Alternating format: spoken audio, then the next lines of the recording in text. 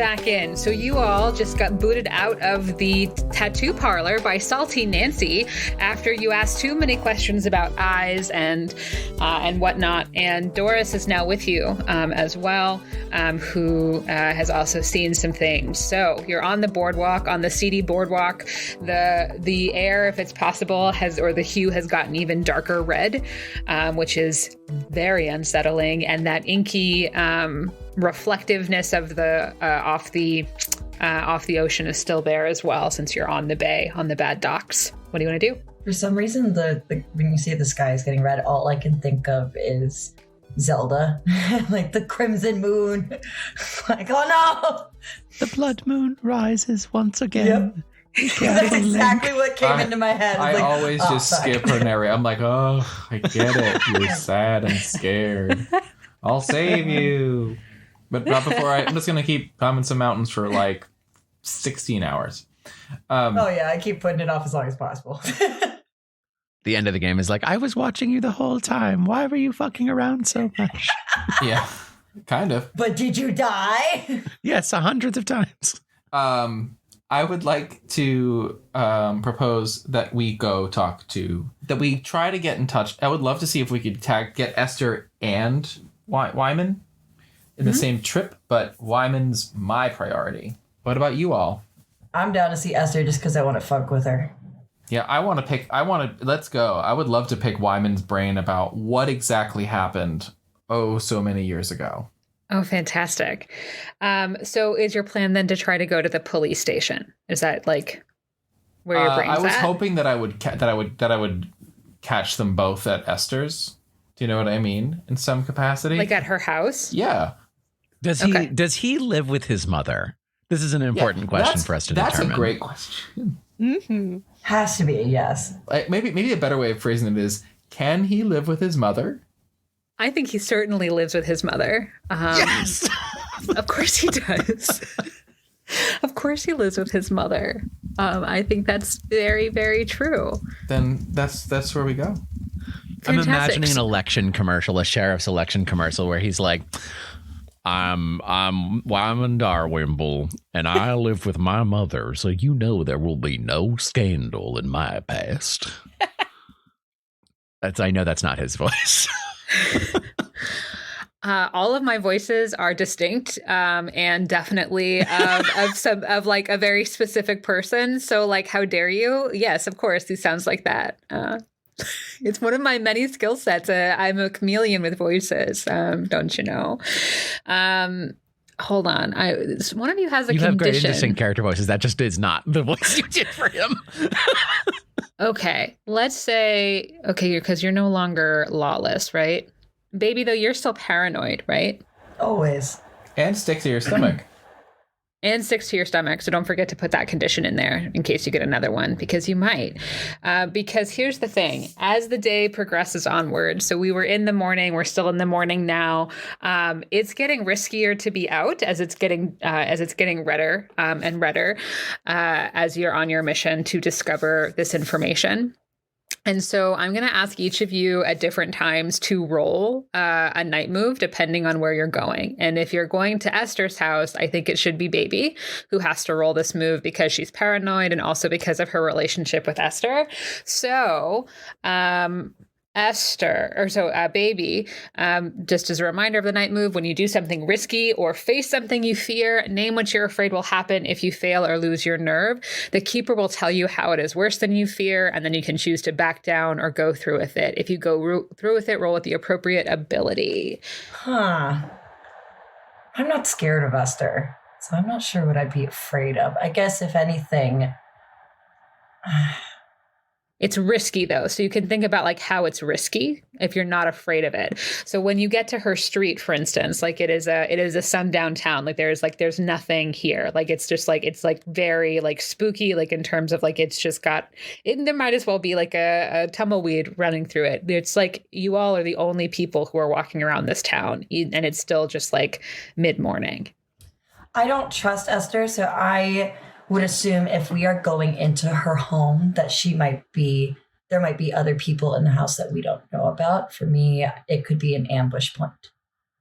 That's that would be my fear, because that also kind of lines up with my paranoia. Very on brand. Yeah. So I would say that not only could it be an ambush point, but it could be a situation in which you are all incapacitated, perhaps very seriously injured if you are attacked. And then you will not be able to finish your mission of figuring out the ritual. So go ahead and roll with your night move if you want to continue. Duh. Of course I'm continuing. First dice was a 3, and the second was a 6. And then because you are paranoid, I want you to roll with disadvantage as well. So roll me a third. Sick. All right, I'm going to jangle this one real good. No, I'm not. It's a 3. The two lowest, 3 plus 3, 6. I went just with composure, which is just 1. Great. So 7. So 7. Okay. Yeah. So you're at the front door, and baby, because you aren't scared, you have been leading this charge to Esther's house, no problem. And you're not scared at all. And you knock, and you wait, and you hear that there's nothing inside. Great. Y'all know what's about to happen. Name 3 objects, motherfuckers. I immediately start looking around. Breaking Name and 3 entering objects. into a police officer's house. I can see the sheriff, not a Name police 3 officer. objects. Well, I have a hat pin. Got a hat pin. Great. 2 more. Big, rock from the garden. Fantastic. 1 more. Is it bad to say the key under the doormat? Oh, damn it, Ben. I could do another one. Okay. It could be a thermometer. A thermometer. Yeah, you know, Okay, like the wait. plant thermometer. Okay. Wait, I can use all of these things. So obviously the key will get us in, but I'm going to use the thermometer as I'm going to use it as kind of like the fail-safe alarm system that I had in the theater. We're going to put the thermometer into the crack of the door as we enter, so that if someone leaves, boom, and then safety pin, that's just going in my hand. And rock, let's see. Rock also in hand. I have now 2 weapons. Don't forget Chico in your bag. Oh, he's a good boy. So wait, Your little guard no dog. key. We use this hat pin. We're going to jingly jangly. Rock in hand. Not going to use that yet. Just in hand. Thermometer. Once we get in, going to go in the door crack. Bingo bongo. Let's go. Awesome. In the distance, as you make your way inside, you do hear like a distant rumble of thunder. Just something to keep in mind, just like in your brain buckets, just like it's there. But you go into this quaint little house. It is filled, obviously, with lots of tchotchkes from Esther's life. And it seems very much like it is Wyman's childhood home. They have lived here for quite a while. And it is not like, it's not the hugest house, but it's not super small either. But it definitely has, the normal things, a kitchen, a living room, etc., etc. What kinds of things would you like to do in this sheriff's house? I would like to move some furniture. Love it. Baby rearranges the living room. Excellent. But not a ton. I want to do it just enough to fuck with them. I would like to move everything like 5 inches off. Thank you. Uh-huh. All right. I now, love it. Let's Yeah, see I'd like what's to going meddle. on. I'd like to search. I want to search specifically if I can find Wyman's room or whatever it is. If he has like, I don't know if he's got like a guest house in the back or whatever. Or like how Sleeps in a he's race the car basement. bed. He's in the basement. Who are we kidding? He's in the basement. He's in the basement. He's totally in the basement. Yeah, he has got a single bed still. Race car. Obviously, it's a race car bed. We're just saying things that are canon now. It's a very modest room, but it's most definitely his. You can see that he's got, his closet of uniforms and various things. What do you want to look at in this room? I want to find anything I can find from high school, because he was 18 when he did this thing. So I'm very much of a mind to be like, to find any information I can find about him at the time that the bar was closed, when it was closed. Like a yearbook. Yeah. That would be real good. Or any trophies. Or Yeah, things. something like yearbook would be amazing. Like if I open up a yearbook and like see like, because I imagine he went to school with some of the people that were at this bar. What were some notes? What were some things? Anything junior year yearbook versus senior year yearbook, that sort of thing. Oh, I love it. Polaroids. Yeah. Oh, all of these are great. Okay. So go ahead and roll for metal. Roll for metal and we'll see what we find. And what are your conditions right now, Miss Eddi-Rue? I am foggy-eyed and inappropriate. All right. I'm not sure what foggy-eyed it refers to, so you'll let me know. Is mostly like your one of your eye, like that feeling where you just can't get one of your eyes clean. I don't know. As somebody who has glasses, like it's just like it's impairing your vision just a little bit. Is what's going on. That's so frustrating. Yeah, great. All right, well, I got a 5. What is this? Reason 5. Okay, so you got a 5. But I'd love to put on a crown. So, great. You know, but I don't know if you can this isn't one of those resolution moves though, so we're okay. The meddling, I think. No, with meddling, you can just put on a crown. I don't have to tell you anything that happens. Cool. You just put on a crown. Putting on a crown of that void. Putting back on the very first shadow in the garden. Crown Great. of the void. Love it. So now it is a 7 to 9. Is that right? You sort of thumb around and you do find a yearbook. And as you're sort of flipping through, you can see that there's actually not very many signatures in here. It's a pretty empty book. It's like, not a whole lot of people interacted with him. You do see one signature, and it's from his mother. And it's just like, yeah.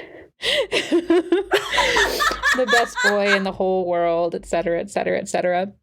But then when you flip to his picture specifically, you find that there is a note that says, way to look out for Blythe Nighy.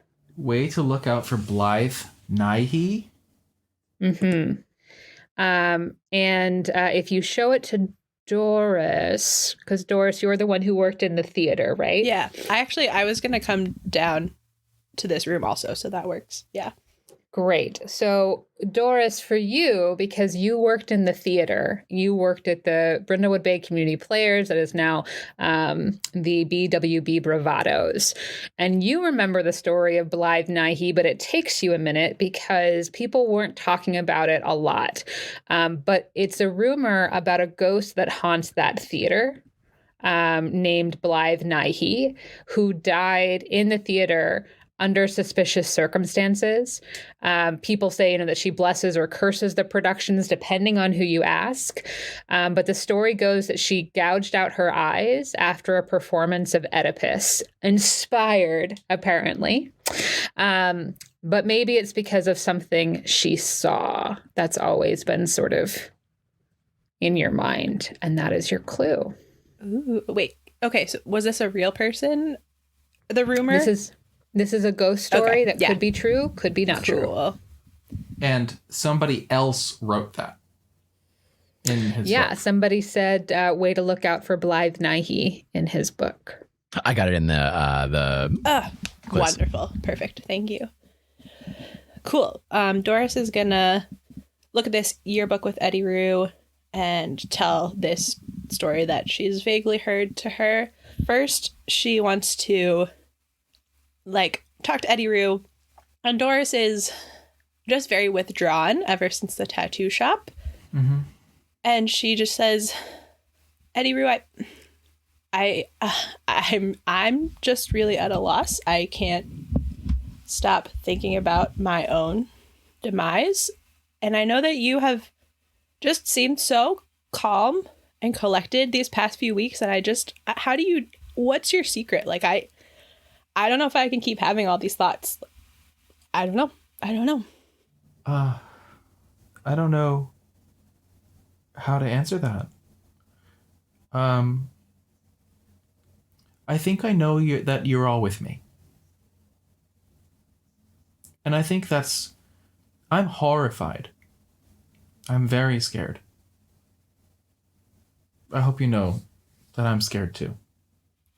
I think I knew. I didn't know that it was that deep for you, because you are just so composed. Well, no, I for a while I was like, oh, ghost stories, nothing like Jesus. But I think at a certain point, you know what? Very recently, I just sort of, it's a different, if you had asked me this 2 days ago, I think I would have given you a very different answer. It would have been very fun, very flitty. But something's wrong. And no one else but us seems to be doing anything about it. And that's what's getting me through. When this is all over, I'm sure I'll have a mental breakdown with you together over many pints of Ben and Jerry's ice cream. That sounds great. Yeah. That's honestly really helpful, because and it's helpful to hear you say that you lean on all of us, because the past hour, I've just been having some really dark thoughts about, like, who knows who you can trust in this town. And you know that you're all my ride or die, but the person leaving Salty Nancy's was Ginger. So I don't know. I was like, I don't know if I could trust. Who can I trust? This person who I thought was wonderful, but hearing you say that makes me remember that, yeah, we're all in this, and yeah, so thank you. Well, now we have another thing in common. We've both been finger blasted by a maiden of the void or whatever. We're in an elite corps. What can you say? You got to get the other two in on this. I feel behind. Oh, hey, Lane.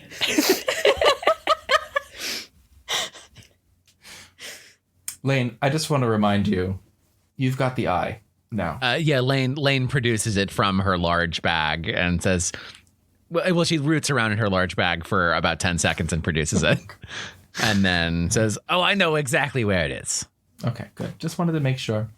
Listen, it's not like I was listening in or anything, but I gotta say their bookshelves don't have anything very interesting on them. Let me just put it that way. If you asked me about religion 10 years ago, I wouldn't care. If you asked me 9 years ago, I would say some crazy shit. If you asked me 2 days ago, I wouldn't care. And if you ask me now, we don't know what the real religion is, so we gotta find that out. We might be closer than anyone in history to figuring that out. We and some other groups of people in this town, unfortunately. Where's Bebe? Y'all are in the basement, or you're upstairs still? We're downstairs. Okay. Can you tell me quick what is in the fridge? Sure. There's definitely some sandwich making. There's a casserole. There's a casserole. There's probably a baked ham. Yep. There's lots of things in there. What do you want to do to the food? And I'll tell you if it's in there. Holy shit. As I said, I have procured a bunch of different solutions and things. I didn't bring Pepto-Bismol, but as an old woman, I do get constipated every now and then. So I do tend to carry around some laxatives. And I would just like to enhance some of the refreshments. Just looking for, maybe some milk. Maybe the casserole might be a little bit too hard for me to freshen up. But yeah. Yeah, you definitely find some milk. There's probably like 2 full, like big jugs of them, because Wyman loves milk. Amazing. So we're going to make it extra creamy. Oh my God. So we can do that. Of course, Wyman loves milk. Ugh, it's disgusting. It's whole milk too. Let's just is be very Wyman clear. my dad? I'm going to imagine that when Esther was with us enjoying books before she left and made her own little excuse of a book club, I know she loved my soup. And I know she was never a good cook. So I imagine there is basically chicken broth with 2 noodles in it, which I am also going to add some flavor to. I'm going to add some of Teddy's tincture as well that I have crafted, just to make it really, really nice. I want it to be Gordon Ramsay's finest. So I'm just going to put a little bit of that because you never know. We are in foreign territory. I want to make sure that should something come up later on, that we have an easy out. That's what I'm doing. I'm seasoning. She obviously is just, the caucasity in this house is just too much. And frankly, I'm insulted to be here, but I'm trying to make myself more comfortable. I'm putting that on my fucking wall. I love it so much. Yeah. So like above you all who are in the basement, you heard Bebe moving furniture. Like you just heard every few minutes, and now you hear nothing. And so you know she's doing something else. And I will tell you as the keeper that you have probably found all the clues that you can find in this house. Might I clear distrustful based on my intimate moment with Eddi-Rue? I was actually going to ask if you were considering that a Yes, cozy please. move. Lovely. I think so, 100%. And That's those cozy qualified. moves, I don't get to do that too because it was Doris's cozy move. It was Doris's cozy move. Yep. Yeah. Great, that's what I thought. All right. So you have now reconvened in the living room. What do you want to do? Where do you want to go? Well, they're obviously not here. I don't want to get caught. I don't think you ladies do either. I'm feeling curious about Janice. Oh, I Yeah. would love nothing more than to see Janice. Let's go. Yeah, she'll And- probably have a lot fewer vampire books. And her station is right by the door, so if we need to get out quick, that seems nice. I will say, and as Eddi-Rue looks out the window, it's getting dark already. We probably have to get to the bar soon. Well, we'll be fashionably late. I don't think that you can tell if it's getting dark because it's actually later in the day or if it's just darker because the world outside is getting darker in terms of that red hue. But yeah, it's definitely feeling like things are coming to a head for sure. Before we leave, is there does Esther have any like clothing or accessory items just like in the foyer or living room? What would you like, baby? My agent of chaos. What would you like? Just like a handkerchief. Yeah, sure. Amazing. I'm taking it. Thank you. Let's You're go. welcome. Add it to your cozy place, would you? Oh, it's cozy as fuck. Great. Speaking of that, are there any stray guns around that I could just have? No, unfortunately, there's no stray guns. I can't believe I would just like. I really should not have used my gun from my cozy place in episode 1 just to like show somebody that I had one. You can say you jumped the gun. Could have used. Yeah, wow. Okay. Yeah, well, Eddi used Let's her move gun, on. and we found a bunch of ammo boxes, but because she used the gun, we can't pick up the ammo boxes. It's true. It's true. Oh, Resident gosh. Evil. Fortunate. Oh, yes. Who would you say of all of you is like the least excited to go to the bookstore? The least excited. I'm to go definitely to the most excited. I know. I think Who's it's rolling this? It's Yeah, go probably ahead. me because I'm pretty focused on the bar. Tell me what you're nervous about, like what you're afraid will happen if you go, if you fail or lose your nerve. I'm afraid that we'll go to the bookstore and the ritual will happen before we get there. Okay. I'm afraid that we're running out of time. Or that we Great. will run out of time. Fantastic. The way that it'll be worse than you fear is that there is something unknown moving about in this world that you will confront. Great. What was this? What would this be? Composure? Yeah, let's say composure. And then decide if you're affected by your conditions. Foggy-eyed Not for this, I don't think. and not inappropriate either. I don't think so. No. I mean, is that really a condition for Eddi-Rue? Just saying. I don't think it is anymore, but like we gave it to you at some point for some reason, so keep It it was right funny. now, I guess. It's 'cause that's- yeah. Yes. All right. Because Well, it was funny. here we are. 8. 8. Great. you're able to absolutely make it all the way to this place, but you are feeling extra twitchy, Eddi-Rue, about what's happening, because you also have the highest sensitivity, right?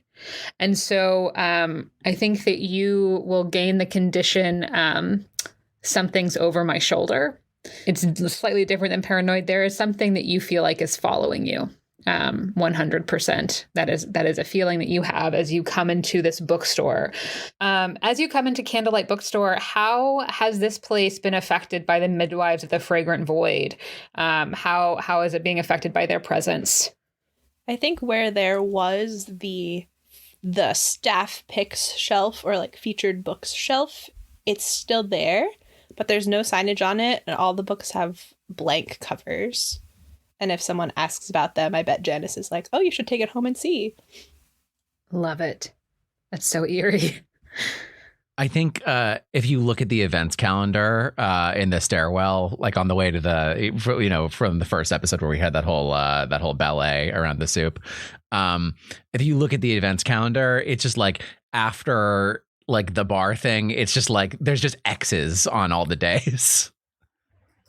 And there's a very teetottering pile of books right before you get up top. Yeah, I will say maybe that's also the thing. Most other books have not been shelved. There are just piles of books in places, and most of the shelves, with the exception, noted exception of the staff picks bookshelf, are starting to look rather spare. Excellent. When you enter as well, it does feel like it's been abandoned. Like Janice isn't behind the counter. The sun, like it doesn't feel like it's sunny at all in here. And it feels vacuous. But you can sort of see that there is Janice, and Janice is looking behind a bookcase, very, very suspect, and then hides herself again. Doris is gonna have her hand on her Bowie knife and just be like, not take it all the way out of the sheath, but just like be ready for something.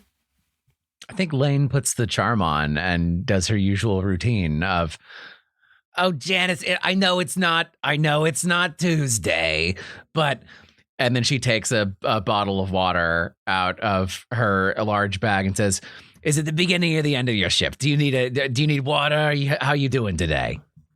And you can see that she's very tentatively looking out, and she runs to the front of the store, and she locks the door behind both of you, and she flips the sign to close, and she's like, what are y'all doing here? Well, if you did that, I think you know what we're doing here. Janice, what the hell are you doing? What are you doing here? You shouldn't be here. You really, really shouldn't be here. They didn't want you to come here. They really didn't want you to come here. And she's like looking all around. As the longest resident book club, I think we have more authority to be here than anyone else except you. This has nothing to do with book club. Well, that's unfortunate. Then why are you here? Come on. Let's go back into the store. She hits the light so it goes completely dark in there, and she pulls you into the back of the stacks. I do not go. I hang back, just so you know. This is severely more panicked than I thought this conversation was going to be. So are they here? Are they upstairs? Name 3 things, please. Name 3 things. Just register tape. Register tape, great. The King James Bible. Yes, love it. A novelty pair of socks that's being sold. Yes. God, fucking damn it. Okay. Cool. Okay, we're in the back of the store. It's just like behind the shelves, right? It's still open area. It's not like a back room. Yeah, it's still open. Yeah. Fantastic. Okay, so King James Bible. I'm going to start tearing pages out of it. We are making kindling. Taping between bookshelves as like, when they do the prank where somebody walks in a plastic film. Got tape. Cool. Socks, putting them over my shoes to make me quiet. We are now ready for whatever's coming. This is a preparatory move. You're like, I'm MacGyvering in anticipation of getting a clue. Yep. Yeah, I'm ready. Listen, I'm paranoid. That's fair. I love it. What about the rest of y'all? Because she is panicked. She's like pulling you out of view of the windows. She's just like, what the fuck are you doing, baby? Oh, okay, fine, whatever.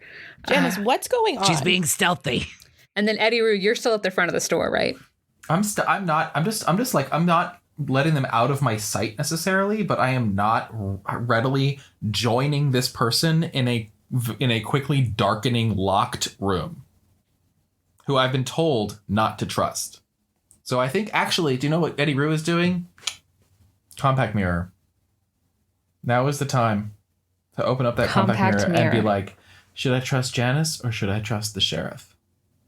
Because those are my options in this moment. Excellent. I'm going to let that hold for a second. I'll tell you why in a minute. But all right. You're looking in your compact mirror trying to figure out who to trust. Just doing a little makeup. Hold on one second. Sorry. And Janice is going to talk to the three of you who've come this way. And she's just like, look, it's dangerous. These people are dangerous. I couldn't talk to you at the fair because they wouldn't let me. Okay? They're trying to keep us all separated. They're trying to keep us all under their thumb. Do you understand? Yeah. The last man who tried to keep me under his thumb mysteriously disappeared. We'd love to hear more. Yeah. What leverage have they got over you? I mean, my store. They're trying to take over the whole town, and they want to take over the store. They want to get rid of everything. All of it. Well, knowledge is power. That checks out. What else? What do they want to make it? One of you roll me a meddling move. Lane, do you want to do it? Do you want me to? No, go ahead. Okay. You started this line of questioning. I was busy ripping up the King James Bible. But I'll go and, this. Fuck. This podcast has now lost the Catholics. Yep, We that's never a shitty had version anyhow, so to be fair. Okay, I got a 4 and a 4. Love it. Great. She's like, I don't know what they want to do with it. They only tell their members everything, but they want to control the town. And not only that, but they want to control life.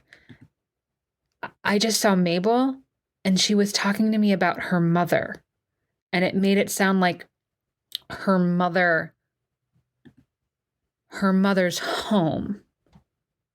Isn't she dead? Yeah, she died. Yeah. You were at her funeral. She died. Listen, when you get to our age, you're at a lot of funerals, but go on. Isn't Bill dead too, baby? Unfortunately, yes. Wait, fuck, is my agent dead? I don't think that's what we're getting at. No, I think... Because did Baby share that she saw and spoke to Bill on the porch? Oh, I thought that we had all been in on that. My apologies. No, because I came in So you're at very an advantage. excited. So you're at the advantage in this moment. I see. Yes. The only thing I disclosed was that I had a dog. Which I'm going to now pass to Jay's to pet, and maybe this will help you feel better. Okay, so, there are stressful times. A lot of people can hallucinate when they are going through some duress. Maybe that's what's happening with Mabel. Did anybody else see Mabel's mother? I mean, I didn't see her, but she was talking like she was coming back. And I mean, Mabel wouldn't get mixed up with these people, so I don't know what happened, but I just have a feeling that and she starts coughing. And she doesn't stop coughing. And she's doubling over. And it continues. It continues. It continues. Time to go. Lane. Let's go. Lane. Yes. Do you see anything right now? What? Good Lord, Lane, I gave you a gift. Oh. I was like, what the fuck are you talking about? And Lane is rooting in her bag for another 10 seconds, even though she just brought this thing out. And brings it out and is like, I'm pretty sure this thing is a choking hazard. I'm going to start bringing, going under the tape that I set up and, stacking books in front. Kind of like Cask of Amontillado style. It's amazing. Thank you. We're burying her in here, in her books.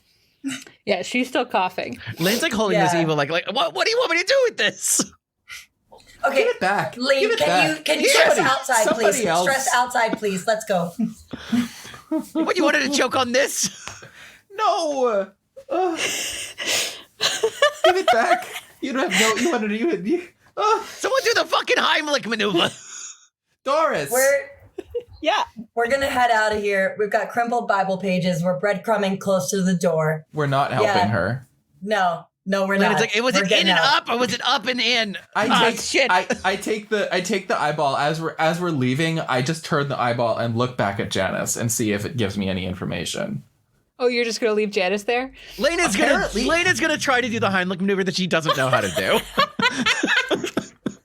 Yeah, nobody else is doing anything, and everyone's telling us to leave. So I thought that's what was happening. But I wanted to use the eyeball on Janice as she starts to cough after giving us this information. Also, Great. should I trust her?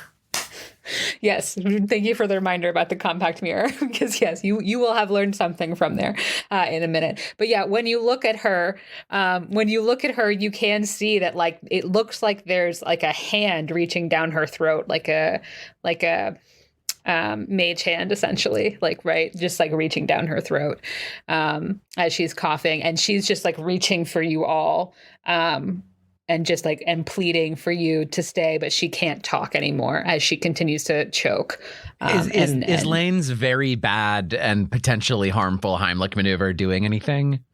No. I think Doris would say, Lane, if she's coughing, she's not choking. We've got to get out of here. We have to help her. We have to. I'm going to reach into my bag and grab my smudge stick because I have one. I have a lighter in my bag. Light me. She lights it, and then I am just going to say, come on, Teddy, help me out here, and just start smudging her. Be like, we've got to help this. I don't know what else to do, but something is choking her right now, and I hand the eyeball to Doris, who might know what it does. Got it.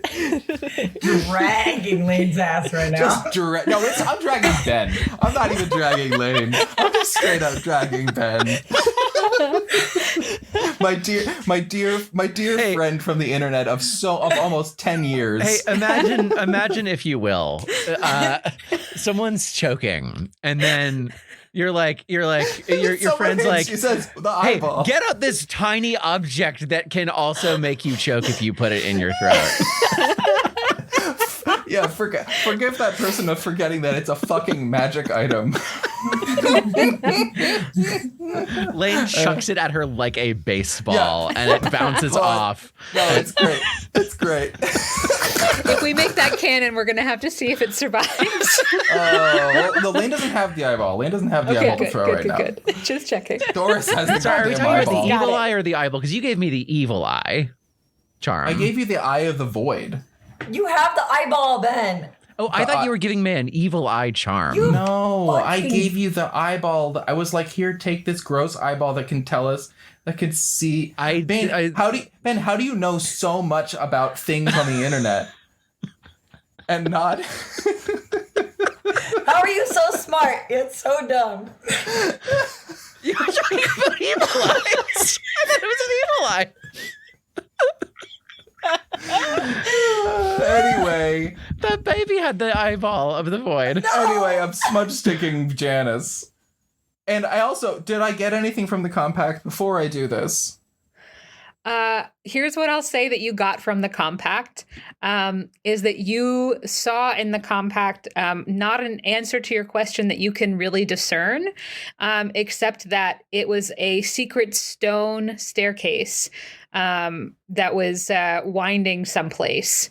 And you couldn't tell if it was up or down, but it was like it was like you were twisting around in different durays for this It was staircase. an MC Escher staircase. Yeah. Yes. Fuck, I hate those. Yes. And that is another clue as well. So in terms of the smudge and the eye, you're not seeing any difference. That hand is still there, and you can see that she's losing it. In fact, she's stopped choking at this point, and it's inaudible. Like it's over. Like she just sort of reaches out for you one more time and falls. Passing out. Yeah. I have a pen. I saw this in a sitcom. I could aspirate her. They did it on Buffy, which I have watched. That is Baby. canon. I don't know that's going to do anything. I'm honey. really regretting not taking them medical Maven move right now. I've only watched Days of Our Lives in Buffy. Is I Janice, think we have to run. is she moving or is she just like still on the ground? She's not moving. It looks like it could be over pretty soon. So Lane runs over to Eddi-Rue with his eyeball and like looks in the eyeball and sees that there's like this arm. And it's like, wait, there's a fucking arm? Hold on. And Lane like goes over to her. Now she's on the ground, like puts her foot on her chest and then like grabs at where the arm could be and just like mimes trying to take it out. Like, do you see anything? Is this working? Is this doing anything? It's not doing anything. No, Lane, it's not. I have like I feel like sensitivity is the only thing that could possibly help here. It's got to be an occult move. Give me the dog. Trust me. I want to do an occult move where the dog is a void attack dog. where we can create sort of like a familiar who can perhaps can grab whatever that thing is and like rip it out of the, you know. I love it so much. Hello puppers. No. I rolled a 5 total. So I have to put on another Crown of the Void, which means my Crown of the sensitivity is Void. 2 and my reason is -1. Great. I love it. So yeah, Chico is standing there and is growling at being held by you. And not only that, Eddi-Rue, but as you are holding Chico, Chico starts to look at you very intensely, and you can feel that your heart is actually speeding up. It's like you can feel your heart pumping faster and faster, violently fast, as you stare at this dog. And he's growling and he's barking at you, as your heart just continues to just go so fast. I don't think there's anything we can do. And I just put the dog down. Awesome. Your heart starts to slow, but you can hear that as your heart starts to slow, Chico starts to growl at you and is backing away from all of you. No. That dog is in my hands. Come here, you little thing. Chico actually growls at you, baby, Too bad. and snaps at you. Too bad. You're coming in my arms.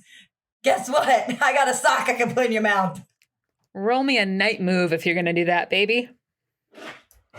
Will What do. are you afraid of? What are you afraid will happen if you fail or lose your nerve to subdue this dog? I mean, at this point, I'm not afraid of bites. Listen, I'm old.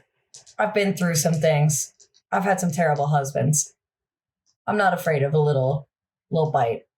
I am afraid that maybe something will come out, void-like or like grudge, like out of it. Like Animorphs, that was a thing at the time. Maybe Chico was actually a child. But other than that, not too worried. Maybe Fantastic. yeah. So if you fail or lose your nerve at subduing this dog, not only will you potentially be injured, but this dog is calling something towards you all. Fantastic. I got socks, and I took some food from Esther's house, so we're gonna win this puppy. I am the whisperer of the dog. That doesn't look great. That's okay. Sick! I got a 3, a 4, and a 4, so 7. 7. All right. I'm gonna pet that dog! Yeah, you pet that dog, and you can just hear the low rumble of it in your arms. and it will be subdued, but it is growling at everybody else. It is not happy to be in this company anymore. That's fine. I have Slim Jims that can win over anybody. So we will just, or like Vienna sausages. Kory's like, I hear what you're saying, but what if? Basically, what Kory's saying is like, I don't give a shit about anybody else in my Kory's party. like, yes, this is a lovely narrative. Like, I see consequences, but I choose to disagree. Yeah. We're not doing it. I love it. I love it so much. So you all are now surrounding Janice's lifeless body. And there will be conditions for that because you just watched somebody be strangled to death in front of you all. So I think that we should probably get some conditions up in here based off of that. And 3 of you are still sick to your stomach. So that's something too to think about. I'm not sure what the condition should be. Maybe the condition should be, I would offer, breathless? I don't know. Lane, Ben looks like you've got one. Yeah, I mean, it's sort of like couldn't help, right? Like useless. Helpless. Yeah, useless. Useless is great. Yeah. Excellent. Yeah, I feel like maybe oh geez, I want to incorporate the heartbeat thing. Yeah. But it's not, overwhelmed is wrong. Do you know what I mean? Like, yeah. It would be I think too wide reaching of a thing to say. Would it for you manifest as heartless now? Where like you were trying to help and then it hurt you that badly that like now you're heartless? Heartless. Yeah. But which one should I I'll knock inappropriate off and put that in because I have to take another Crown of the Void. Uh-oh. Where are you in terms of retirement now? I'm not there. Great. Oh yeah, because you wiped them all this morning. Thank the Lord. So I'm just up to Doris. You're going to talk about death a lot. Great. We're not quite obsessed with the void though. Yeah, I'm worried about the implications of having 3 conditions. And if I get a 4th, that means I have to take a Crown of the Void, and that Crown of the Void would give me another condition. Seems bad. Uh-huh. Ah! Yeah, so what do y'all want to do? Janice is here on the ground. The lights are off. The clothes sign is turned over. We have a wonderful contraption made by Bebe of receipt tape. And you have a growling dog that is growling at everybody but Bebe. What do y'all want to do? Okay. Do the rest of us know that a staircase has been seen? Like the usher? Yes, I've shared that with everybody. Great. I vote that we go on it and I can create at least some type of loud barrier to buy us more time should someone try to chase us on it. I just need a minute. Okay. Before we do it. She's fucking dead. She fucking died. And we couldn't do a thing about it. I'm having conflicting conditions with guilt and paranoia of like, yes, very, very sad, but also like, we have to go. Baby, can we go back to your house, please? Sure. I have some soup I can heat up real quick. If you need to freshen I'm up just a before little we go. peckish before we go to the bar. Sure. Okay. And I'm going to take whatever flowers are in the vase. This might be too specific for where we are in the store, but if Doris wants a farmer's almanac of 1997. Yeah. So I'd like to I think that's fair. take that. These are words I haven't heard in so long. There was nothing else that you wanted in the store? Great. All right. Yeah. So we can be a babies. And I want to just be at the kitchen table with Baby, who I assume is making soup. Or at least heating I'm just some up. reheating some. Yeah. And I want to say, Baby, this is all very scary. And I'm feeling as if, we'll all die. It's me specifically. We'll die today. Why are you afraid of dying? Well, we just saw, and we've seen so many, and I've seen all these visions, and was bleeding this morning from my eye, and I have a handwritten invitation, and nobody else does, and Mm-hmm. But death is an end to some things, is it not? what? It's an end? Death is an end. It is an end, and it has an end, right? Sure, but I'm having so much fun. And maybe we can have fun in whatever comes after. I just want to know if I look pretty today. You look beautiful, more beautiful than the sunrise on top of a hill. You smell fresher than cleanly mown grass. Your presence is as refreshing as Brindlewood Bay on a warm summer day. You're welcome. And that's a moment that's all yours and no one can take away from you. It's yours right now, and it will always be yours. You know, I don't talk about my daughter very much. Mm. But she wrote me a poem when she was very little, and it had a lot of those things in it, and I just wanted to it was cute, or one of those little take home projects. But so thank you for that, because that was a nice moment with her, and it made me feel really good. There's a lot that we have seen and been through, and I don't know about you, but I feel like we still have quite a ways to go. We sure do. And I will take foggy-eyed away from me for that cozy move. Baby, you're making soup, which is part of your cozy activity, correct? Hell yeah! Is there an intimate conversation you would like to have with someone? You can think about it, because I think Doris has one. Let Doris go. I need to marinate. Yeah. How did you know? I think Doris is gonna go over to Lane. If it's cool with you, Lane, I feel like we're in like the sitting room of Baby's house. Yeah. And Doris is gonna take out just some spare. I thought I still had the postcards, but I spent them. So just like a little bits of paper out of her bag, and she is gonna rummage around in her backpack and then be like, Lane, do you have a pen on you? Yeah, Lane's rummaging around in her bag. It's like, let's see, it's Letta, it's Lida, Mira.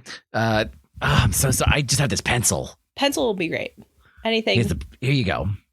Thank you. This morning I was gonna write my friend Ethel a letter, and I didn't get to do it, and I feel like if I don't do it now, I don't know if I will be able to. So I don't know if you'd like to join me in a letter, or if there's anyone you want to write to, or I don't know. You might have one of those fancy word processors by now. I don't know. No, you know what? I'm more of a phone person, but my phone doesn't work anymore, so might take advantage of the mail. Yeah. Well, if it's helpful, if we get out of this, I might have a spare battery you could use to recharge your phone, or rehook up to your phone rather. Yeah. Yeah, I don't know if you know anything about ports, because I think I ripped it out of the wall. Don't operate your phone with a stick. Noted. Yeah. I'll also offer that this is, I think, the time of Felicity. And Felicity famously recorded her letters on a like Walkman. So you could, instead of physically writing, narrate your letters if you were to write. And that way, I mean, it just as a different offer, especially because I believe that it was around in 97. So it's also thematic. Yeah, I love a Walkman. I remember watching it. Love a Walkman. Same. She worked at Dean and DeLuca. Yeah, I love a Walkman. Let's do it. I think, excuse me. I think before we hit record, I think Doris is just having trouble trying to like sum up what's the last thing you say to a person you care about, and kind of says that out loud to Lane, and Doris says, but you must be really good at this. Like, you've played so many parts, and I'm sure some of them were really tragic, and I just feel like I'm not one of those people that this comes naturally to, but it's important, so I'm gonna figure out a way to do it. I don't know. I think when you're more of a professional, being a real person as you are, it's a lot easier, because what's it all but make believe? I never thought about it that way. But surely there's something real behind it, no? Well, there's something real behind something real, that's for sure. That's a good point. Yeah. Okay. And I think Doris will hit record. And she's going to say, Dear Ethel, not to dampen your spirits, but this might be the last letter I write to you. As I've been telling you, there's some really weird stuff happening in town. And it's really escalated to a point where there's something I have to do. I have to go help a friend, and I'm not sure I'm going to come back after it. So I just wanted to say thank you for being such a close friend for all these years. And I'm sorry I couldn't visit you more. But I hope that you keep our letters close to your heart, because I know that I am with yours. Love always, Doris. Yeah, Lane takes the pencil. Dear Darren, I'm sorry. I'm right, but I'm sorry. Lane. I love it. I love it. Before we go back to Baby Lane, did you want to try to do one of your cozy moves? Did you want to try to do a cozy move at all? Yeah, I think Lane takes out her last cigarette from her pack. She smoked for the rest this morning, and yeah, I think she's gonna smoke one. Who needs a move? Yeah. A Baby smokes too. Yeah, okay, she takes her last two cigarettes. She takes her last two cigarettes out and hands one to Baby. Good segue. But also, yeah, I smoke too, so give me. Yeah. It's a porch moment, you know. Oh, I have a porch. Oh, the dream. Miss having porch. You don't have to have a porch, but I feel like most houses in New England. True. Ole? Baby. If this is it, is there anything else you want to do? There was so much else I wanted to do. And I wasn't really able to do it after a certain point. So honestly, I think I'm just fine with what I did. How about you? I think so too.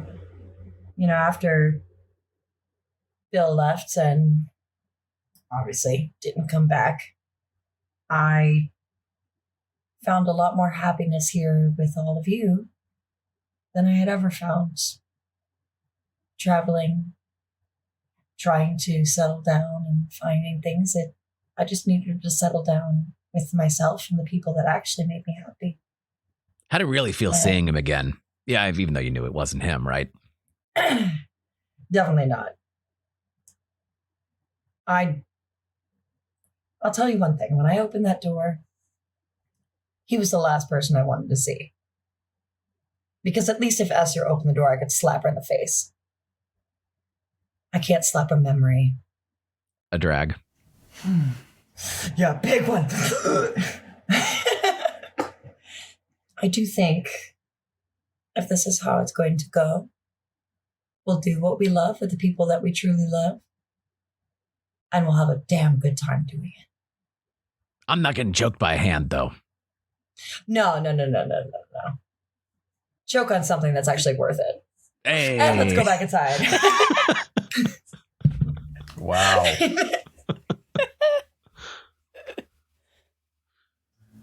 The horniest podcast, the horniest game. But like sentiment, it's a boner made out of love. I'm gonna give a demon a blowjob. That was a really sweet moment, and then it was like, I love it. I love it. I gotta be, and it's amazing because the game before this was thirsty sword lesbians, and somehow we may have eclipsed them. Look, it's not my fault that every single NPC is fucking hot. It's not my fault. It is actually your fault. The thing is, look, salty Nancy just appreciates breasts. I don't know what to tell you. I'm sure Tess is sitting here listening to this and being like furious, just like, oh my god. I had one thing. Listen, I have one job on this ship. It's stupid, but I'm gonna do it. Ah, the goddess, Sigourney. Oh, so good. I think we can count that as both of your cozy moves, because I think that worked. You were already making soup with Eddi-Rue, so I think that it all works out. I'm cozy outside and inside. I love it. Cozy chain. You're in this moment of pause. What do y'all want to do now that you have sort of recollected yourselves? It's only barely the afternoon. This day feels like it has gone on and on already because of everything that has transpired, but it is still just like barely past noon. What do you want to do? Well, I do think we need to touch up our makeup and, get on our night outfits, because now it's going to be a girls' night out. Yes. I change. Mm-hmm. Elena's wearing that very short dress from Eddi-Rue that is floor length on her. Or, knee length. I want to go with, for my outfit, it is very 90s. So we're thinking like, they weren't really doing like close knit shapes. It was very much like sheath dress style. So we're going sheath, but with a mesh. I dressed for the occasion. I planned this ahead of time. We are wearing a thick, like fuzzy, not Sherpa, but like very fuzzy, long trench coat, but pea coat thickness. We're ready to go, and we've got chunky heels. Dressed. Ready. Glitter eyeshadow. Obviously. Pastels only. Doris. What you wearing? Hey, Doris earlier today was wearing jeans and like a turquoise long sleeve shirt and then like a puffy vest. And her fancy outfit is sort of just like a version of that, but fancier. So she's got like black jeans on and a black long sleeve shirt and like a fun longer flowy vest that she can hide her Bowie knife sheath under, and like some statement jewelry. Listen, Eddi-Rue comes down the stairs in an exact replica of the dress that Princess Diana wore to the 1996 Met Gala. Jesus fucking Christ. Which is not all that crazy. It's just a lace strap. How dare you? A lace strap. Listen, it's a lace strap, black silk, tight little dress, and it's got this like black choker.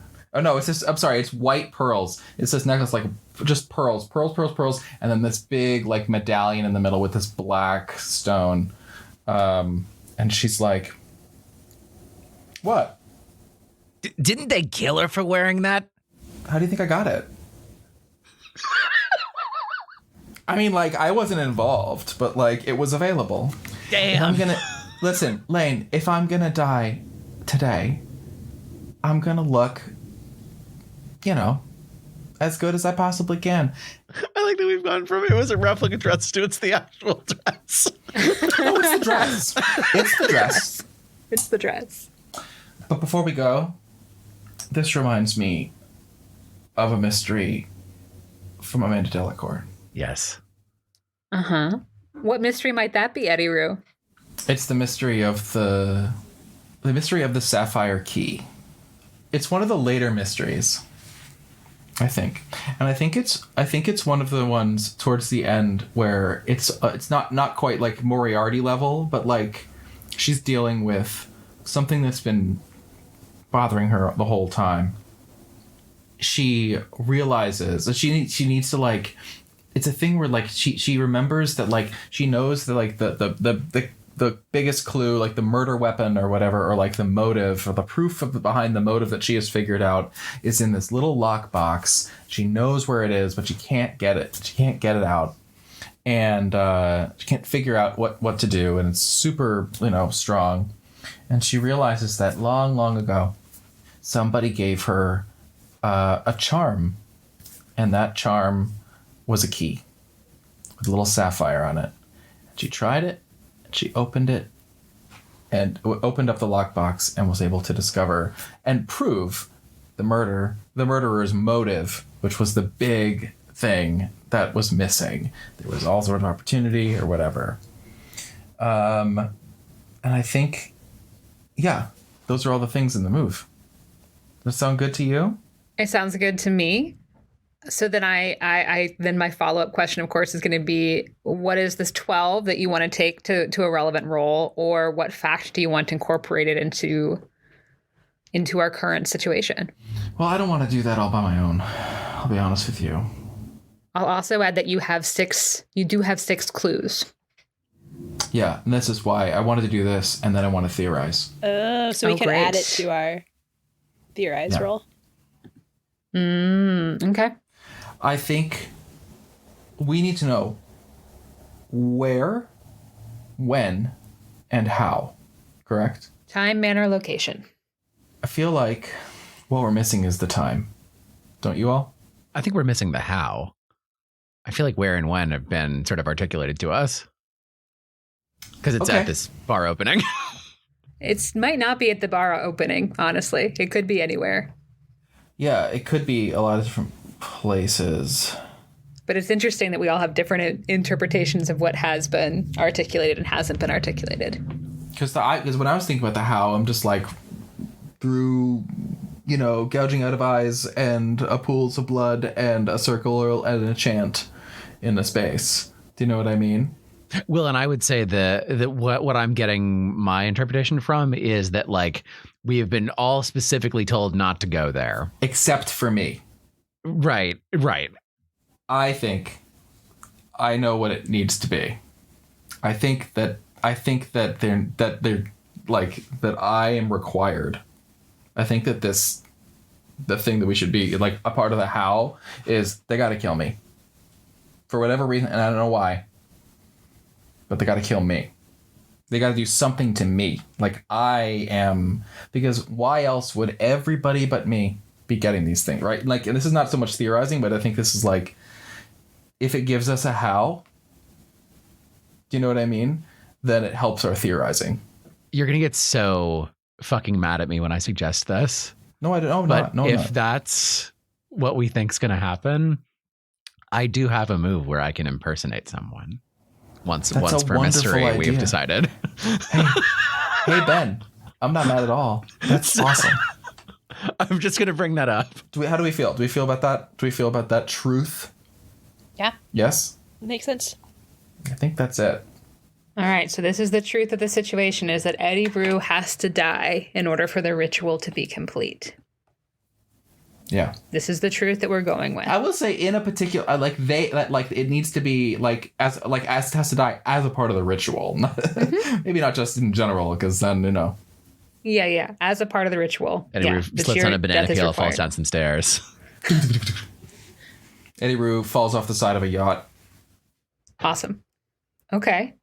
So then what else are you making of it? So for the manner, like you don't have to know all the steps. You can think about like, what is the ritual to do?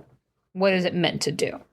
Aside from raise, perhaps Chiron, like you can think about like other things that could happen with it. Maybe.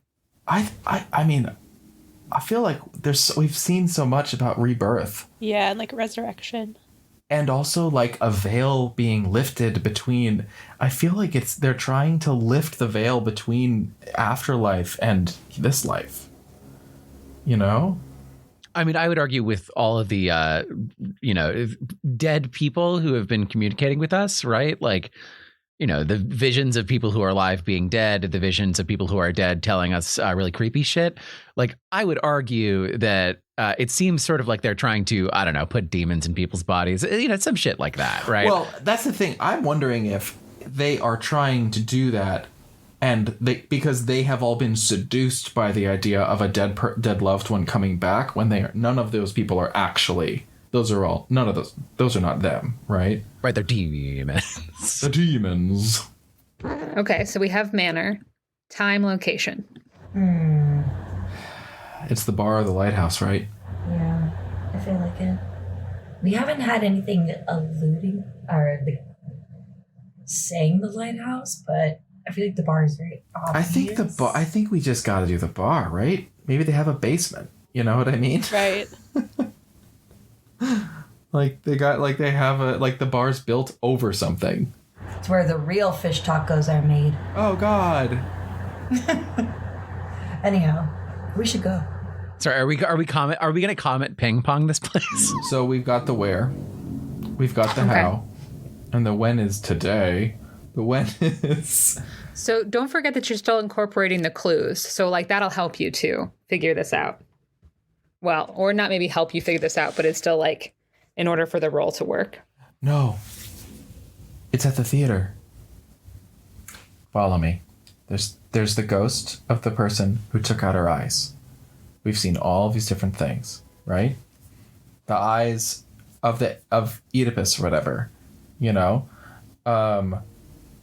We also know that the theater has been around for way longer than it probably should have. There's all these like, you know, things, perhaps even a hidey hole. I don't know. I'm just wondering if Blythe is the big bad. Do you know what I mean?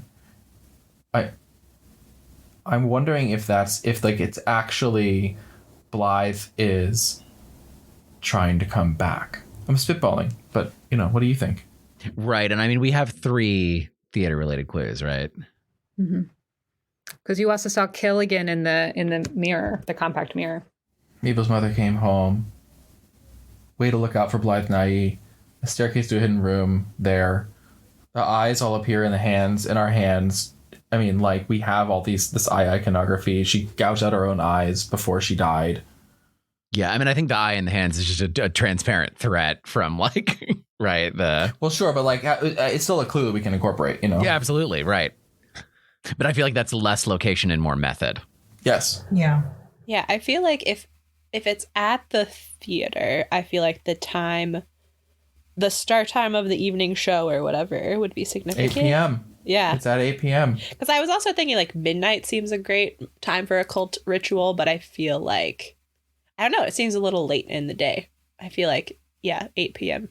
feels A great. little. Or it could be a curtain call. Now I feel like that's nice. that So feels 10 a little bit more. Yeah, like 10 p.m.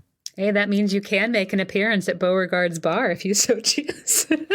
I think we have to. I think I'm just putting my vote. It's curtain call. I love I it. like I'm just that a going to lot, note yeah. that I feel like if we go there, they're going to try to kidnap Eddi-Rue, because that seems like a thing that we figured out. Yeah, I feel like that's either total ambush situation, or it might be like a distraction from the ritual happening. Did the invitation say what time the opening was, or is it kind of All day. Oh, it's just all day. Okay. Well, Lane. Well, let's finish our theorizing. I think having it be at the theater at 10 p.m. the manner of which is to sort of like kill me in some way, probably involving removing my eyes. That involves all of those clues. Mm-hmm. Right? I think you've got it. So the answer is just who's going to roll it. It's a flat roll. It's a flat roll. I think Lane's just looking at the eye and is like, Blythe, is this you? I swear to God, if we meet your other eye and it's you. Who did you address that to? Sorry. The eye. But what was the name that? you said? Blythe. Blythe. Oh, Blythe. Got it.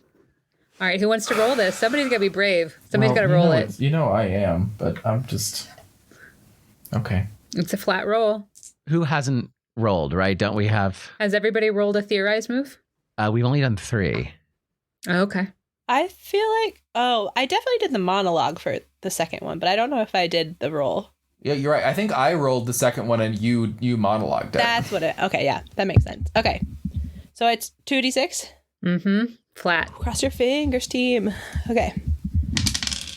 Oh, y'all, that was a 1, and a 4 is 5. Cool. And then a skeleton pops out. Or we cut to commercial and we do that again. Oh, Oh, can we That's a fucking great do idea. that? Yes. I don't know if it's technically allowed for a theorized move, but that sounds like a really damn good solution. So I think we should cut to commercial.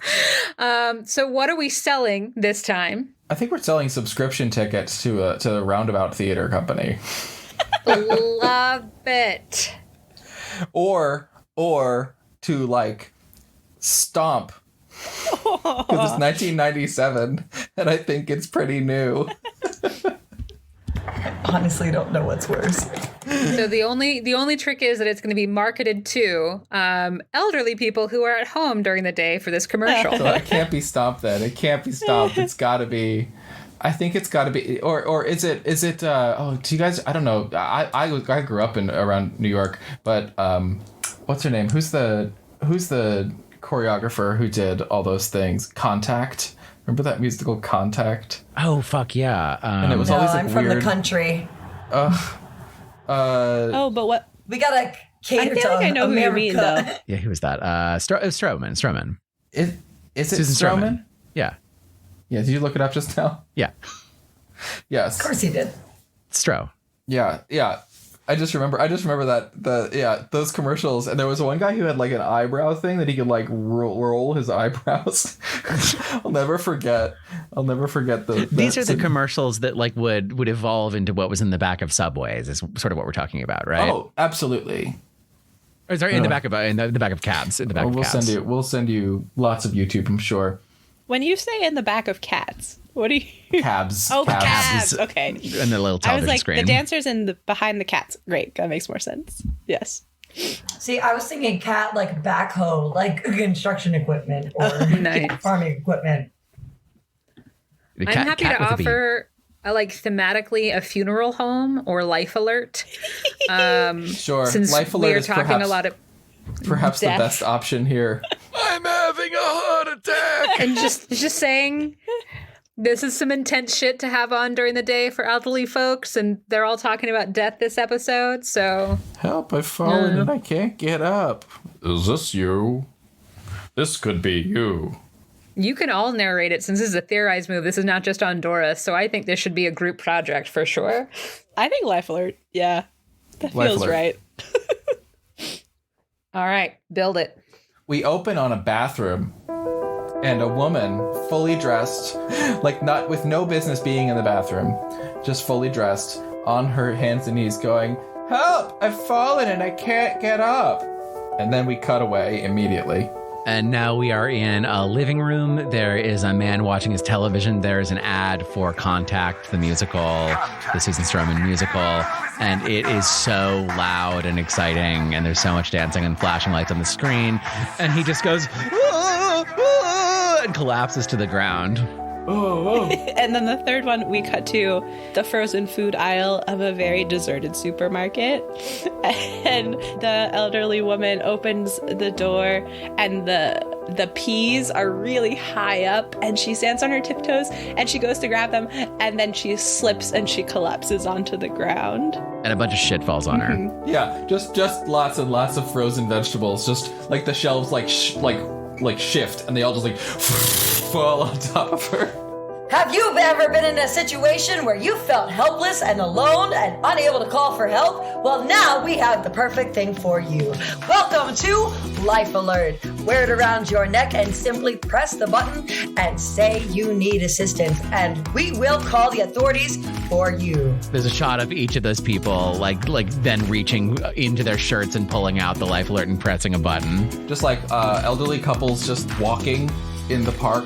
Lots of like serene, cozy activities of women and men who are like very active. Yeah, in the background of one of the shots, the sun is an eye. 911 doesn't always work for everyone, but Life Alert can be the alert that you need to save your life. Thanks, Life Alert. And then there's a really complicated blue screen of like pricing information. Lots of text. Please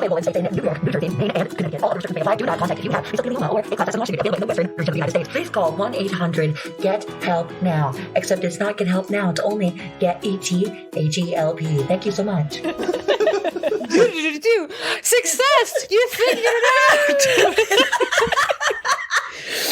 Okay, so you are now presented with an opportunity to stop this ritual. I think that the bar is clearly a trap. So we cut to the bar, and everyone's there, which is to say there's a good amount of people there, but it's I'll not. tell you everybody who's there, and then you can tell me what happens. Tell me, I love it. I love it. 'cause I Okay, have okay. a So full I'll tell you fucking who's there. idea right now. It's great. I'm so excited. I want Set you to the run with stage. it. So here's who's there for sure. Shannon Doherty Yes. is there. Demeter Dendry is there. Wendy Wales is there. Wendy! Frank Spitznagel is there. Etienne Beauregard is there, and he's looking a little bit confused because on his arm is Esther Dalrymple. But Esther is very happy about this. Ginger Hale is there. Sheriff Dalrymple is there. Deputy Bert Halloran is there. Everybody in town is there, essentially. Olin Dearborn, Jenna McAllister, Salty Nancy has shown up for this afternoon time. Mabel Mooney is not there. Xavier Dearborn is there. And also a very pregnant Krista Junke is there. And then there's other townspeople. So I feel like who enters but Eddi-Rue, which is to say Lane in Eddi-Rue's dress. Diana dress. Absolutely, yeah. Yeah, absolutely. We all know that we're similar sizes. We're both a 2. I'm just tall. Yes. Lane's wearing her lifts. Yes.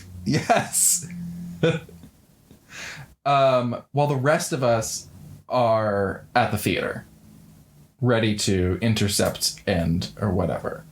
Does that make sense? Does everybody to be like this? Okay, so this isn't happening immediately after. You've calculated this time a little bit. I'm just sort of like saying, like, all right, how do you wrap that up in like a TV show? It's like we cut to the thing and the audience sees Eddi-Rue go in and alone and they're like, what? No.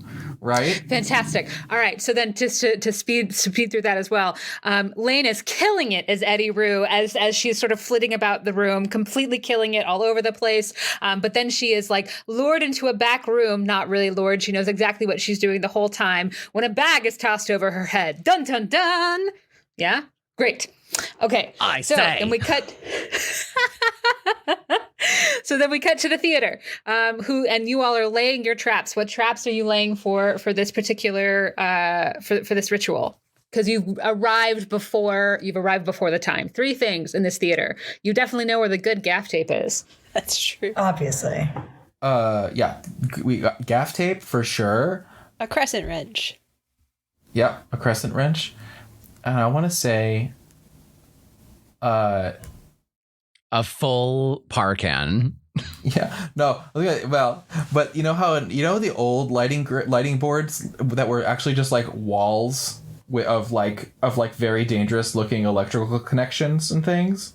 I haven't ever touched one of those. No, but hey, we thankfully 1997. It's old for you in 97. I haven't. I'm being sarcastic. I've done patching on those. It sucks. So what I'm saying is there's lots of potential live electrical wires. And I would say that that's available. So a live wire. We're going to blow up this theater is what you're saying. Exactly. Because remember, I still have some remnants of the King James Bible. It's true, you do. I sure do. So you have a lighter, right? Because if not, I can give you my my torch lighter.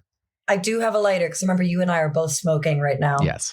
We have paper piles. So I am making, basically without gunpowder, I am making trails to set up fire and electrical fires. So we have paper piles, we have exposed wires, and we have a wrench. The wrench is going to be what connects the wires to each other. So that is going to be my key. That's what I'm going to hold on to. The wires will run off to pieces of paper that will then set trails down wherever we need to go. But we are basically going to be having that be like the big stop button or the red button that sends everything elsewhere. What was the third? So we had the light board, the wrench, the wires. That was all 3 things. Cool. So basically I'm going to go in catwalk, and that's where I am right now. Next. Do you want to take this potato battery too? Juice it up a little bit? I would love the potato battery. I give Bebe the potato battery. Yeah! You said Jenna McAllister is there? Jenna McAllister was there, yeah. Okay. In terms of who's coming to the theater, there might be different people. I was just letting you know who's at the bar. But yeah. Hell yes. I think Eddi-Rue and Doris, or at least between the two of us, it's like we've got to find this staircase. We've got to find. I'm like, and as I recall, the green room was underneath the theater. Mm-hmm. So, I feel like we should go to the green room, and try to. And we found the loose floorboard in there before. You know, like, is there any room or are there any walls perhaps that like feel like the room is somewhat smaller than it should be? That's what it is. Yeah, I feel like it's like we find an entryway and like it looks like the room's only this big, but there's actually another area that if you know how big the stage is, like there has to be something. Yeah. As you look at it and it's super off, you're like, aha. And you find a door that leads all the way down, down a winding thing. From a necklace that Etienne gave me. Ooh, and can we say that the room is built out with flats that Doris helped work on? And she's like, God damn it. These midwives just taking advantage of everyone. And gets her real fired up. I love it used it so doula. much. I also love that you just used the key that Etienne gave you, because I think that's fantastic. So you make it all the way down into this like cavernous place, and you hear the cries of a very familiar voice. It's Teddy. We run down. She's shackled to the wall, but she's so thankful to see you, as you're able to get her free from these from this nonsense. And she's just like, we have to go. They're coming. They're coming. We know they're coming with Lane, who they think is me. Okay. We got to catch it. We got to figure this out, and we got to end this. And you hear Lane outside, like being taken out of a car. Unhand me, unhand me. I cannot do both of these voices at the same time, but I'm going to keep trying. Though. It's so good. The audience knows at this point that it's actually you, so it's just you, Lane, doing an impression of This is like in a Eddi-Rue. cartoon when someone like is like another character, but it's, you can hear the voice actor is very clearly the. That's great. I love it. Fantastic. Baby, for you, are you waiting in the cats because they're going to have to come under you to get to where they need to go? Is that the idea? Great. So you see that they are marching in lane as Eddi-Rue, and you can see that who is there, but like leading the charge is Esther, your good pal Esther, and Sheriff Dalrymple. And you see Demeter is also there. She's clad on this headdress, and you see Frank. You hear Chico bark for Frank, but he's not paying attention. And Krista Junki, Xavier, and Jones Galois are all coming down this way. But not what are you Jenna trying to McAllister. And Jenna not McAllister's not Ginger? there. Not Ginger. Quick question. Is there a fog machine? Sure. All right, girls. I hope you all have your handkerchiefs. Because I did bring in my purse some hot sauce. I'm going to put it in the fog machine. Holy shit. Oh my God. Put on your handkerchiefs.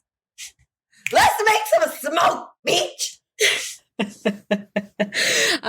Down below, you are hearing lots of noise, but you're also recognizing this wall of featureless masks. Are you all going to come back upstairs, or do you want to have final showdown in the basement? Or do you want to have final showdown? Well, that's the thing. I'm going to ask Teddy. Teddy, are there any other ways out of this space? Nope, this is a closed room.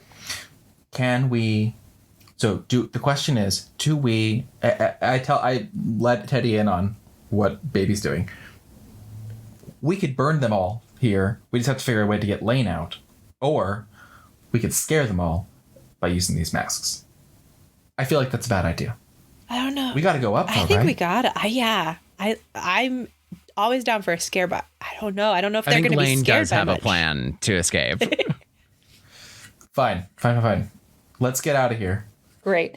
You walk up into into a very, like, all of a sudden in the back of your throat, like, ooh, this is itchy. And your eyes are maybe watering a little bit. So hopefully you all have handkerchiefs that you can use to some extent. As you see people. Great. You see people are sort of buckling left and right at this fog happening. Who's next? What do you want to do? You've got quite a few people here.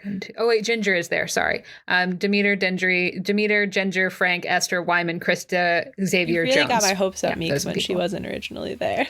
I know. I'm so. And not Etienne. Etienne's not there. Honestly, I'm disappointed. I'm glad Jones is there. For me, we need to seal them in and burn them up. That's my agenda. I'm with I you. don't know what everyone else's is.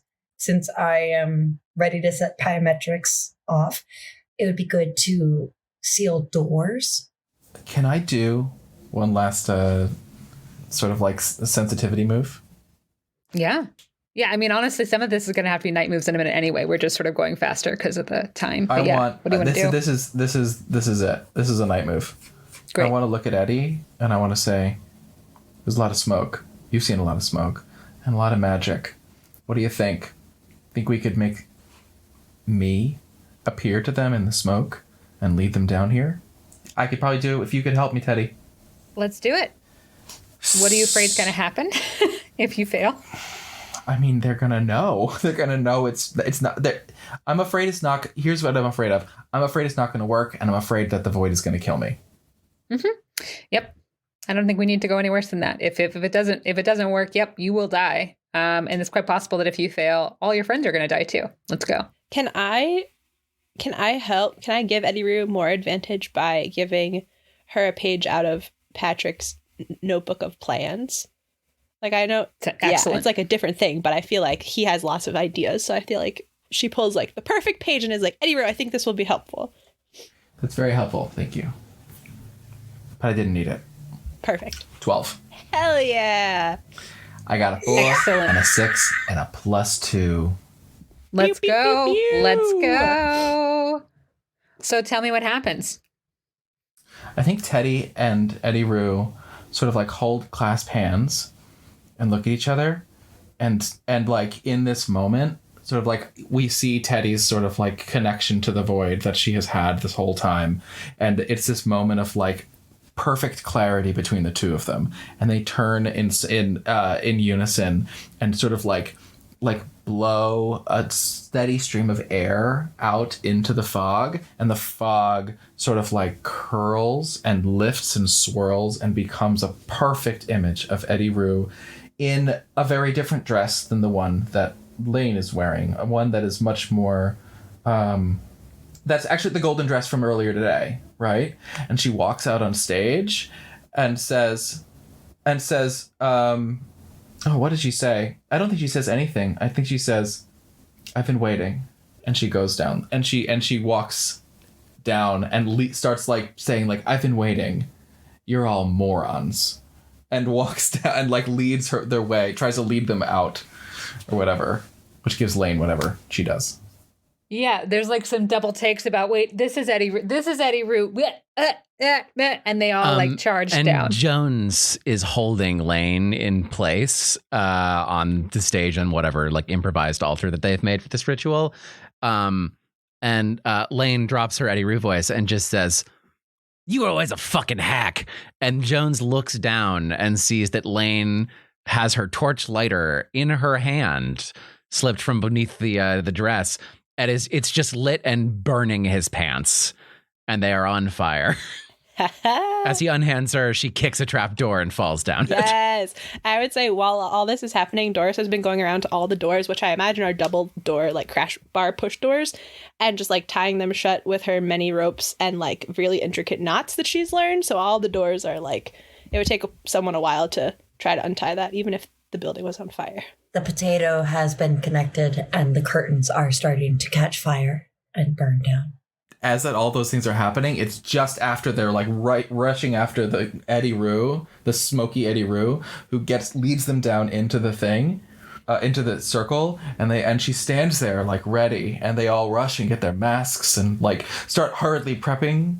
And just as that happens, just as they're about to like start, at the fake Eddi-Rue, her face twists and turns into the face of Mabel, the former owner of the theater, whose eyes then get removed, like turn bloody and like black and she becomes Blythe, the ghost. And then she says, welcome to my home. And as that happens, all the burn begins. And the rest of us just walk out. And of course, Jones joins them like on fire already. Yes. Oh, I forgot about Jones. Yeah. And yes, the rest of you just walk out and you stand there and you watch the place burn. And as it burns, the red hue of the town slowly fades back. And you can see that the inky black mirror that was over the ocean slowly closes and is no more. Tell me what happens to you after this. How are you changed by what happened here? Do we get arrested for arson? I feel like we did secretly undermine an authority figure. We killed 2 cops and a cop mom. But we didn't. With what evidence? I think my aftermath is that I spend my time making food for rescue dogs. Because now I have Chico, and he's inspired me to feed other dogs and give them a nice home. I'll add that as it burned, by the way, Chico calmed down, and it was like all the darkness was removed from him, and he became sweet, cuddly pup again. That's my boy. I think Eddie and Teddy live together. I think they just decide to live in the same house, and Eddie doesn't date as much anymore. They're not a couple. They're just sisters.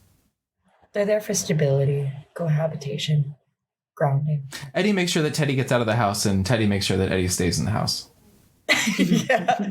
Balance. Doris makes a point to visit her friend Ethel a few towns over and her daughter Stella a few states down the coast way more often. And she also starts volunteering with Wendy at the Lighthouse Museum so that if anything else weird comes up, Doris can keep an eye on it. Lane, with Doris's help, installs a new telephone, and upon learning that her agent has indeed been killed and replaced, and then died again, I guess, is working to find a new agent and perhaps go back on the stage 1 or 2 more times at least, since whatever was there, it's gone now. Mabel, who's not in the Midwives, but whose mother was back and then is now gone again, does reach out to you many a time to say, "Really? All-female Hamlet? So the voicemail beeps. And I feel like maybe like the last shot of this is everybody at, I don't know, somebody's house. Whoever has the biggest TV. Probably Doris. Yeah. Sitting down, and we're all sitting down, and we're finishing up our soup just as an episode of Law and Order comes on that Lane is going to be on, where she's going to play a judge in a small scene.